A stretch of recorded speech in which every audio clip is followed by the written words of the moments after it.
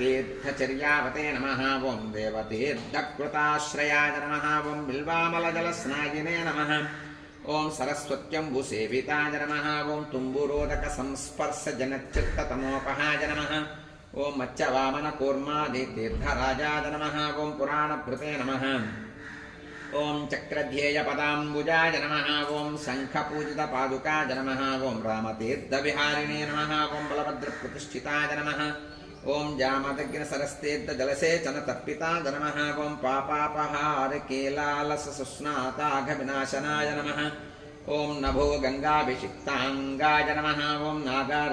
नागतीर्थाभिषेकवते नमः ॐ कुमारधारातीर्थस्थाय नमः ॐ वटुवेशाय नमः ॐ सुमेखलाय नमः ॐ वृद्धस्य सुकुमारत्वप्रदाय नमः ॐ सौन्दर्यवते नमः ॐ सुखिने नमः ॐ प्रियंवदाय नमः ॐ महाकुक्षये नमः ॐ इक्ष्वाकुकुलनन्दनाय नमः ॐ नीलगोक्षीरधाराभुवे नमः ॐ वराहाचलनायकाय नमः ॐ भरद्वाजप्रतिष्ठावते नमः ॐ बृहस्पतिविभाविताय नमः